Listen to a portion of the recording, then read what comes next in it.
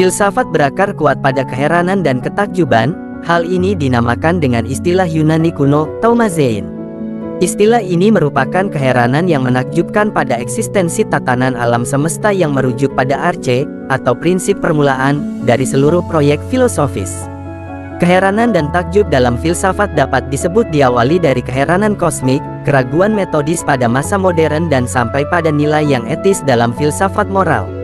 Filsafat dianggap keheranan dan ketakjuban karena thaumazein berfungsi sebagai pemicu kognitif, motivasi psikologis, dan kondisi epistemik yang diperlukan untuk memulai dan mempertahankan hakikat realitas, di mana keheranan adalah pengakuan adanya misteri yang harus dipecahkan, namun belum memiliki pemahaman yang memadai untuk memecahkannya, sehingga menghasilkan kekaguman atau takjub padanya.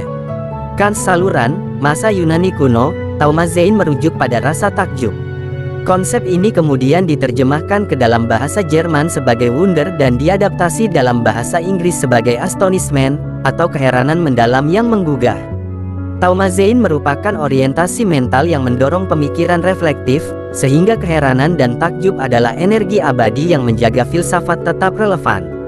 Lebih jauh, mari kita lihat bagaimana konsep thaumazein ini menjadi akar filsafat.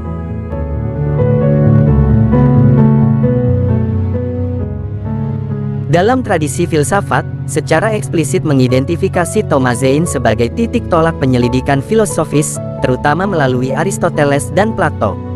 Aristoteles, dalam karyanya Metafisika, menetapkan hubungan antara keheranan dan filsafat, di mana ia menyatakan bahwa, melalui keheranan manusia mulai berfilsafat, baik sekarang maupun pada awalnya. Kant saluran, pernyataan ini menegaskan bahwa keheranan bukan sekadar pendahulu acak, melainkan fondasi ontologis yang mengaktifkan nalar untuk melangkah lebih jauh. Aristoteles menjelaskan bahwa, keheranan muncul pertama kali dari kesulitan yang jelas, kemudian berkembang menuju misteri yang lebih besar, seperti fenomena bulan, matahari, bintang, dan asal-usul alam semesta. Tujuan keheranan, menurut Aristoteles, adalah untuk melarikan diri dari ketidaktahuan. Sementara Plato melalui karakter Socrates dalam dialog Theaetetus, mengukuhkan peran thaumazein, dengan menyatakan bahwa keheranan adalah satu-satunya permulaan filsafat. Menurut Plato keheranan muncul bukan hanya dari misteri alam, tetapi dari keruntuhan keyakinan yang dipicu oleh kontradiksi yang mendalam, sehingga dalam hal ini keheranan ialah penasaran yang muncul dari sesuatu yang selayaknya diketahui.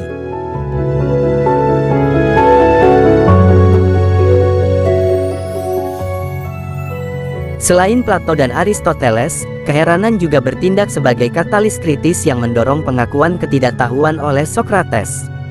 Kant saluran, Socrates mencari seseorang bijaksana. Dalam pencariannya, ia menemukan banyak yang ahli dalam suatu hal, namun sekaligus juga merasa ahli dalam hal lain yang tidak mereka kuasai. Sehingga Socrates menyimpulkan bahwa, ia lebih bijaksana daripada yang lainnya. Hal ini karena Socrates tidak berpikir ia tahu apa yang sebenarnya tidak ia ketahui, atau lebih jemawa dengan tidak menyatakan tahu akan ketidaktahuannya.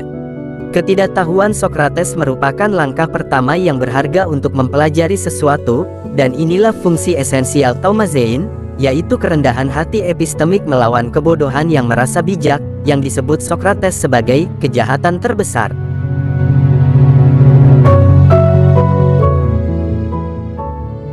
Kant saluran, meskipun akar thaumazein berada di dunia klasik, semangat keheranan dalam filsafat bertransformasi menjadi metodologi keraguan di era modern. Melalui filsuf René Descartes, keraguan metodis ialah keheranan yang dalam ketakjuban pada kepastian dengan meragukan segala sesuatu.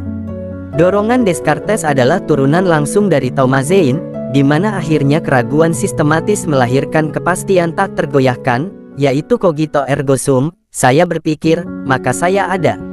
Hal ini menunjukkan pergeseran fokus keheranan dari kosmos eksternal oleh Aristoteles ke akal subjektif oleh Descartes.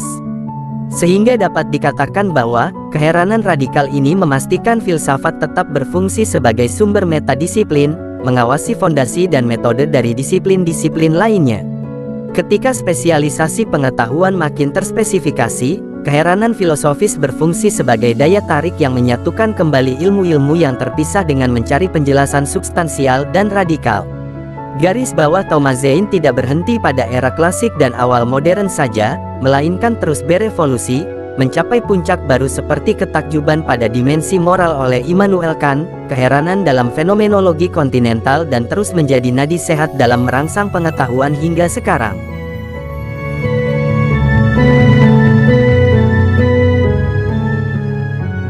Taumazein mendorong refleksi dalam aktivitas berpikir.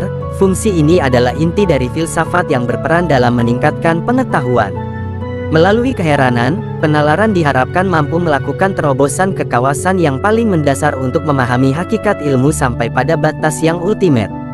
Kant saluran, filsafat dianggap keheranan dan ketakjuban karena Taumazein berfungsi sebagai imperatif permanen, di mana keheranan adalah kondisi permulaan yang tidak pernah dapat diatasi, menjaga vitalitas pertanyaan-pertanyaan filosofis, dan ketakjuban adalah kondisi lanjutan yang menunjukkan apresiasi pada akal manusia sebagai daya atas kuasa Tuhan.